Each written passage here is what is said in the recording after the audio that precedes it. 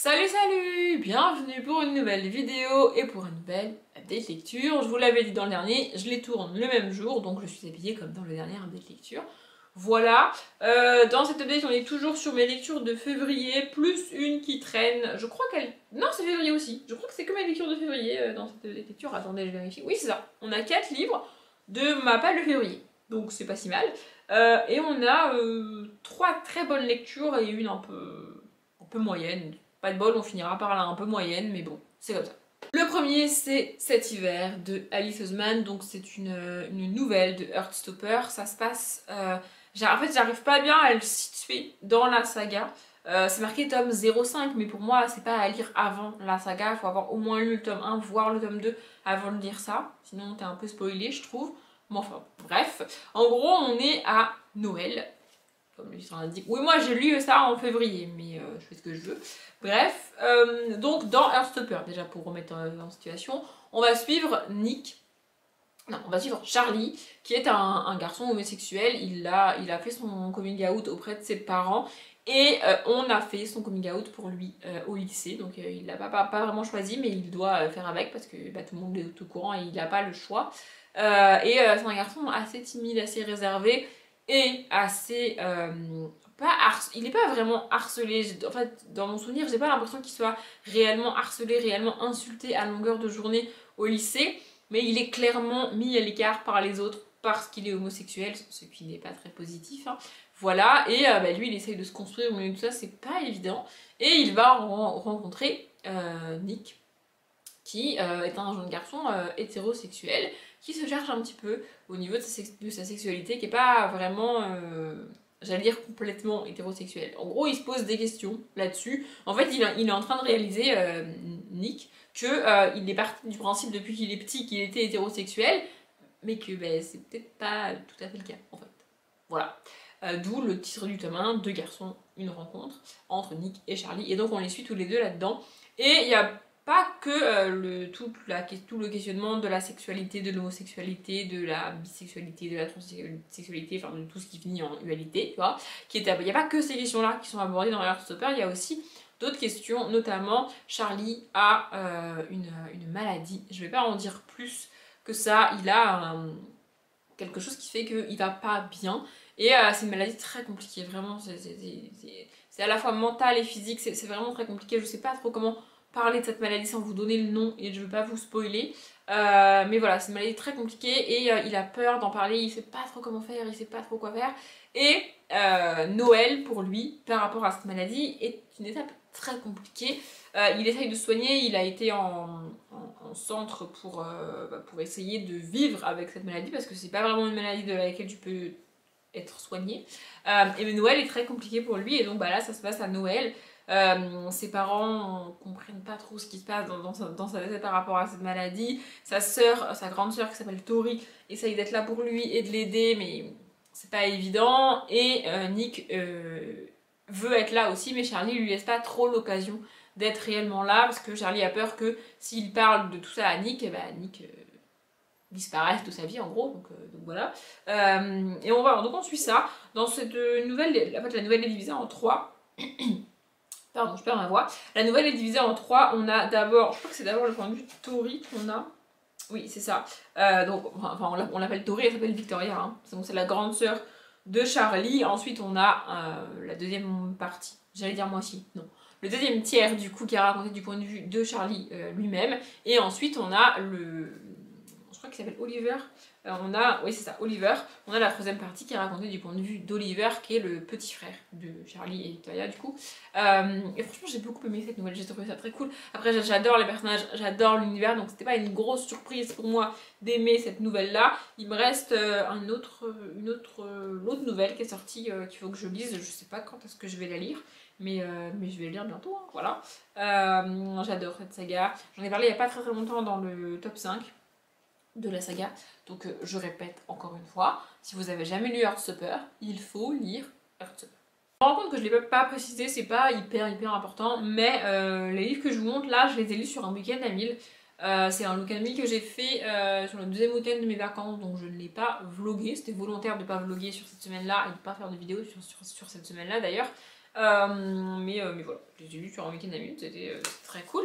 Donc ensuite j'ai lu Apolline et son chat, Apolline et le chat masqué, donc le tome 1, écrit par Chris Riddle. C'est une saga jeunesse dont j'avais jamais entendu parler. J'ai acheté les 3 premiers tomes parce que je les ai trouvés trop mignons dans cette édition-là.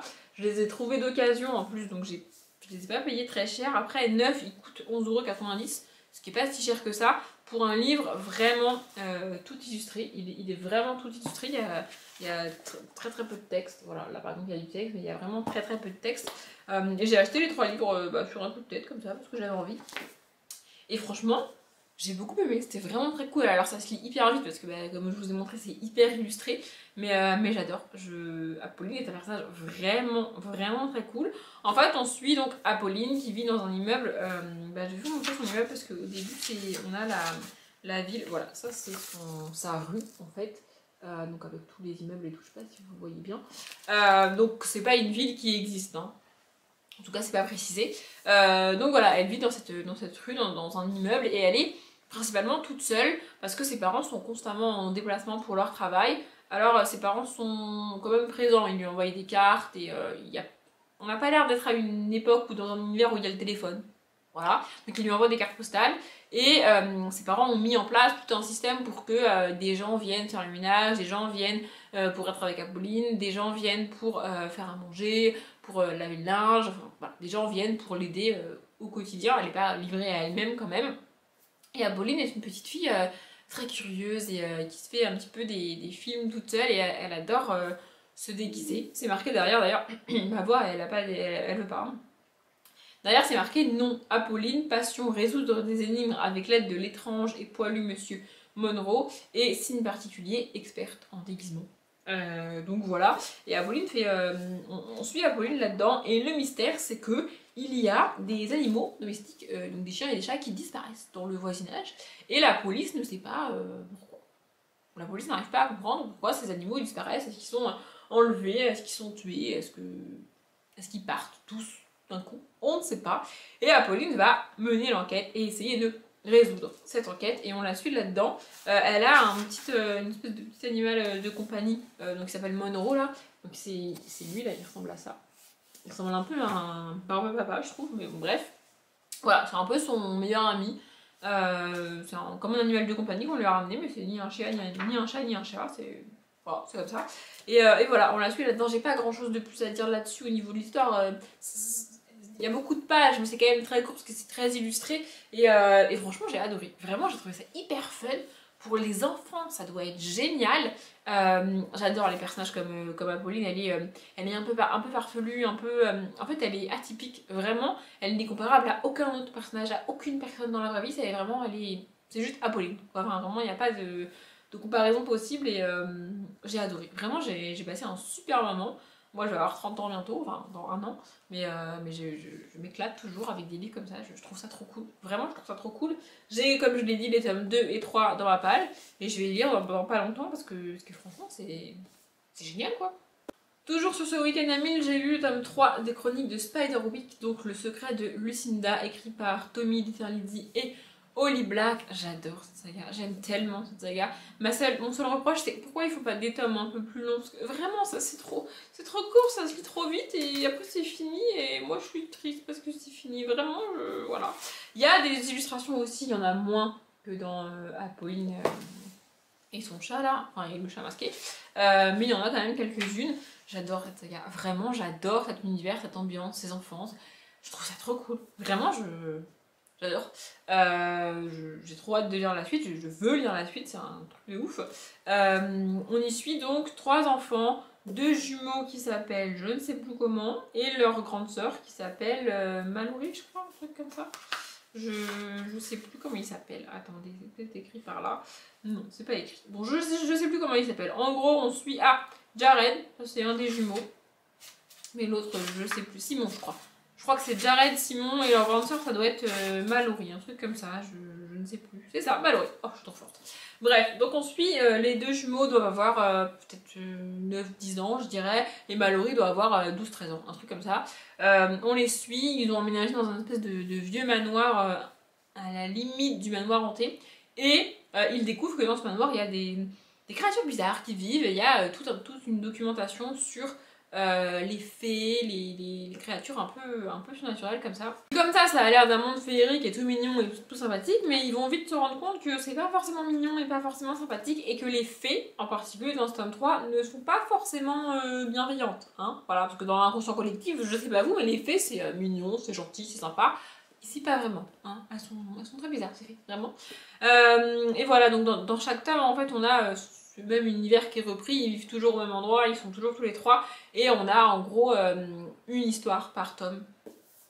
Mais on avance petit à petit dans la découverte globale, parce qu'il y a notamment un de leurs grands-oncles, qui est le père de la propriétaire de la maison, qui a déjà, elle, 80 et quelques années, hein, qui a disparu il y a plusieurs années de ça, il y a des dizaines d'années de ça même, et on ne l'a jamais retrouvé.